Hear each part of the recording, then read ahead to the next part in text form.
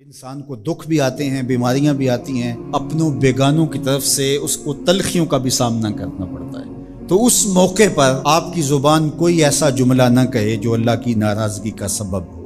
غم تو پہنچتا ہے اور غم سے انسان متاثر بھی ہوتا ہے۔ یہ تو نہیں ہے کہ ایک تکلیف پہنچے۔ غالب نے کہا تھا روئیں گے ہم ہزار بار کوئی ہمیں ستائے کیوں۔ تو جب سینے میں دل ہے تو کوئی دکھ دے گا تو دکھی ہوگا، دل بے چین ہوگا۔ تو فرمایا کہ جب تکلیف پہنچے تو مدد کس سے طلب کرو؟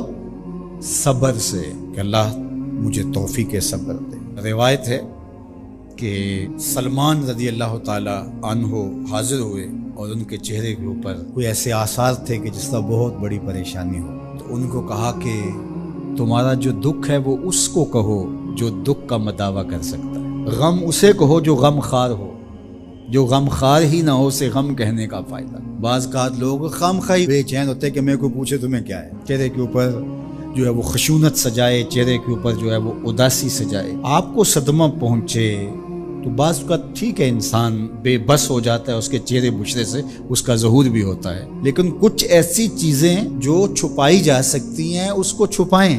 ہنس کے پی جا تلخی ایام کو ناصر، غم کے سہنے میں بھی قدرت نے مزہ رکھا ہے۔ غم برداشت کریں، اندر اتارو اس کا اجر رکھا گیا ہے، اس کا صلہ بتایا گیا۔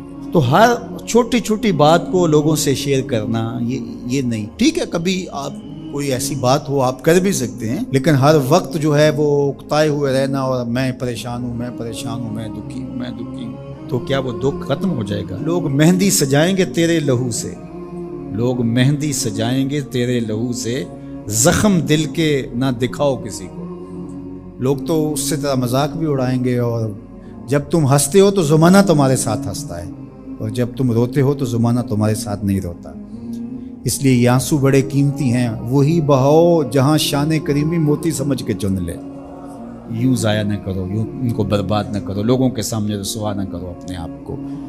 تو صبر کے دامن کو تھامو، ایک تو تلقین یہ کی گئی، اور دوسرا کہا والصلاۃ، اور نماز کے ساتھ اللہ سے مدد طلب کرو۔ حضور علیہ السلام جب بھی کسی مشکل میں مبتلا ہوتے تو حضور نماز کے لیے کھڑے ہو جاتے، اور میں نے خود کئی مرتبہ تجربہ کیا ہے، جب کوئی تکلیف پیدا ہو تو آپ نماز پہ کھڑے ہو جائیں، تکلیف میں تخفیف پیدا ہو جاتی۔ اور بدر سے سخت دن کیا ہو سکتا تھا جب کافر پورے لاؤ لشکر کے ساتھ آ گئے، اور حضور کے لیے عریش ایک چھپر بنا دیا گیا، اور آقا کہیں وہاں مصلی بچھائے ہیں اور رب کے حضور کھڑے ہیں۔ مشکل کے وقت جب کوئی سبب نہ رہے تو اس کے حضور آ جاؤ، وہ تمہاری ضرورتوں کا کفیل ہے۔ وَإِنَّهَا لَكَبِيرَةٌ إِلَّا عَلَى الْخَاشِعِينَ، اور یہ بہت بھاری ہے نماز پڑھنا اور صبر کرنا، لیکن جو اللہ کا خوف سینے میں پالنے والے لوگ ہیں، رکھنے والے لوگ ہیں، ان کے لیے مشکل نہیں ہے۔ بچے کو صبح اٹھائیں آپ نماز کے لیے تو وہ اٹھتا ہی نہیں ہے، بار بار کہہ کے اس کو اٹھانا پڑتا ہے، اور اس نے سوات کی سیر کے لیے جانا ہو اور دوستوں کو ٹائم دیا ہو، تہجد کے وقت ہی تیار ہو کے بیٹھ جاتا ہے۔ اس کا مطلب ہے کہ اس کو نماز کا شوق نہیں ہے، اس کا شوق تھا، جس کا شوق تھا اس کے لیے اٹھنا بھاری نہ ہوا۔ میرے والد گرامی سے کسی نے کہا جی جاگ نہیں آتی، تو فرمانے لگے صبح منڈی جانا ہو تو جاگ آ جاتی ہے، کچہریوں میں تاریخ ہو تو یاد آ جاتی ہے۔ منڈی جانا یہ تمہاری بدنی ضرورت ہے، بچوں کے پالنے کے لیے، اپنی ضرورت کے لیے۔ کچہریوں میں جانا خوف ہے، نہ گیا تو میرے خلاف فیصلہ ہو سکتا ہے، تو تمہیں نہ امید ہے اللہ سے اور نہ اس کا خوف ہے، تو پھر کیسے جاگ آئے؟ اور کسی نے کہا کہ حضور نماز پڑھنا چاہتا ہوں، جاگ نہیں آتی۔ اللہ اکبر، کہنے لگے ارادہ اگر پکا ہو تو نیند نہیں آتی، بار بار اٹھ کے ٹائم دیکھتے ہیں وقت تو نہ گزر جائے۔ اللہ اکبر۔ تو فرمایا یہ بھاری ہے لیکن خاشعین کے لیے بھاری نہیں ہے۔ خشیت خدا سینے میں نہیں ہے، اللہ کا خوف سینے میں نہیں ہے، تو واقعی صبح کا اٹھنا بہت زیادہ بھاری ہے، بہت زیادہ مشکل ہے، لیکن جو خشیت والے ہیں ان کے لیے مشکل نہیں ہے۔ یہ مان لیا کہ صبح کا اٹھنا، سحری کا اٹھنا نفس پہ شاک ہے، لیکن اگر کسی کی زندگی کی لذت اس میں رکھ دی گئی ہو، اللہ اکبر، تو پھر اس کے لیے مشکل تو نہیں ہوگا۔ راہ خدا میں تکلیف اٹھانا مشکل صحیح، لیکن زندگی کا سرور اس میں رکھ دیا گیا۔ وہ مزہ دیا تڑپ نے میری آرزو ہے یا رب، میرے دونوں پہلوؤں میں حمزہ کا ایمان لانا کوئی معمولی واقعہ نہیں تھا۔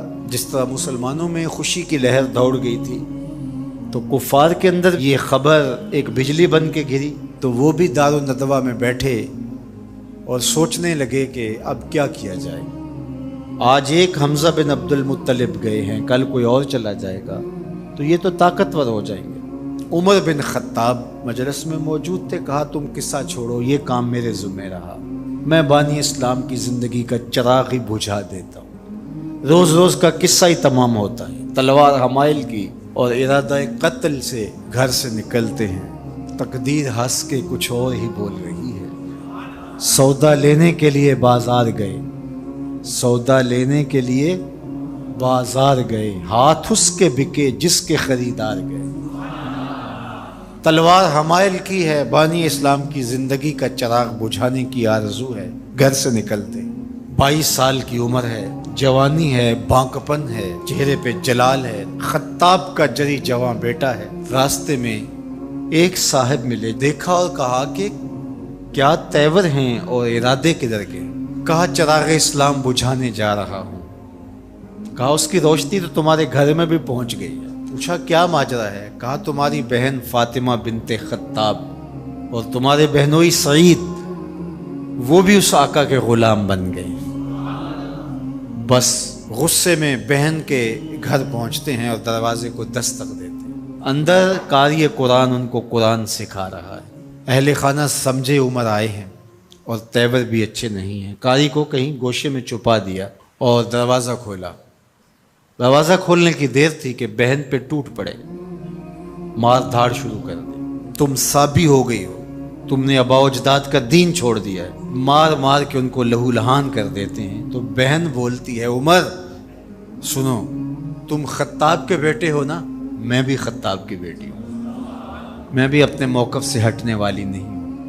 حیرت زدہ ہو جاتے ہیں کہ اس عورت کے اندر یہ بجلیاں کیسے آ گئیں. تو سوچنے لگے اور کہا اچھا جو تم پڑھ رہے تھے مجھے بھی سناؤ.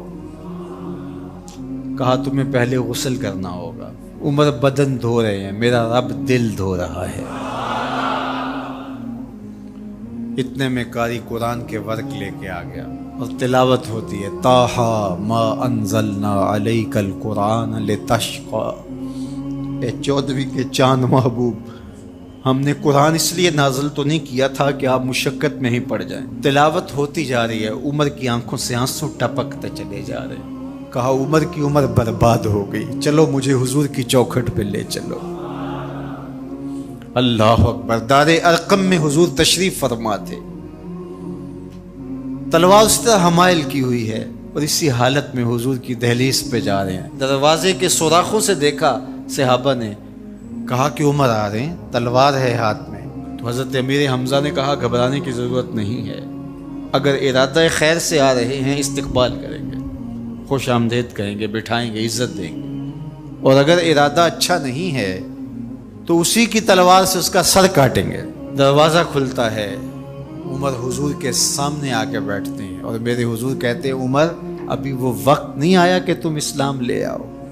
اور یہی وقت تھا عمر کے اسلام لانے کا. حضرت عمر کلمہ پڑھتے ہیں اشہد ان لا الہ الا اللہ وحدہ لا شریک لہ واشہد ان محمدا عبدہ ورسولہ.